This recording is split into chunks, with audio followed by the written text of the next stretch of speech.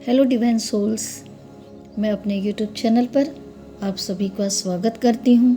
जो लोग मुझसे जुड़े हैं उनका बहुत हृदय से धन्यवाद करती हूँ और जो मेरे चैनल पर नए आए हैं उनका मैं स्वागत करती हूँ।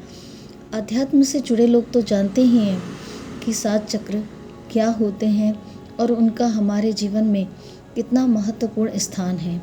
जब हम आध्यात्म की दुनिया में कदम रखते हैं तो सबसे पहले हमें यही कहा जाता है कि चक्रों को पहले बैलेंस कीजिए, अपने चक्रा पर काम कीजिए, अपने ऑरा पे काम कीजिए। मानव शरीर में 72,000 नाड़ियाँ और 114 चक्र माने जाते हैं, जिनमें से 7 चक्र मानव शरीर में प्रमुख होते हैं। अध्यात्म के मार्ग में चलने के लिए, विभिन्न ज्ञान अर्जित करने के लिए इन 7 चक्रों को बैलेंस करना बहुत ज़रूरी होता है। चक्र शब्द सुनते ही हमारे दिमाग में अक्सर विष्णु जी के हाथों में घूमता हुआ चक्र याद आता है, वह नज़र आने लगता है। चक्र को हम ऊर्जा के रूप में घूमते हुए देखते हैं और उसमें से एक शक्ति हमें प्रतीत होती है।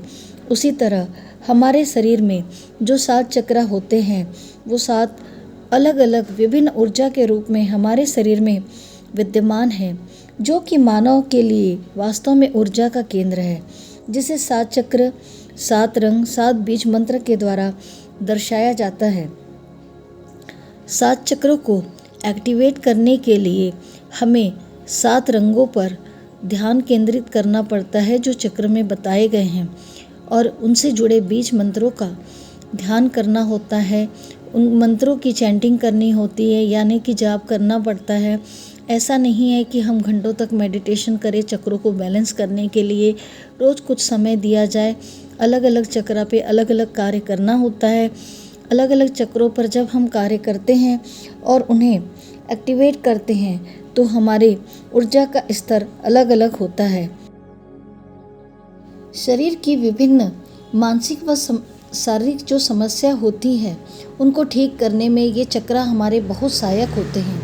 जो चक्र बैलेंस नहीं होता है, जिनमें ऊर्जा का प्रवाह बहुत कम होता है, उस चक्र से जुड़े शरीर के विभिन्न अंगों में कष्ट होने लगता है।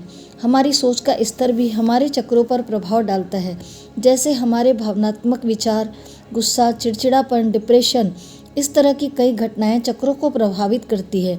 चक्रों के बैलेंस ना होने पर आत्मविश्वास की कमी, शारीरिक मानसिक कष्ट, धन संबंधी समस्याएं भी हमें बहुत सी होने लगती है।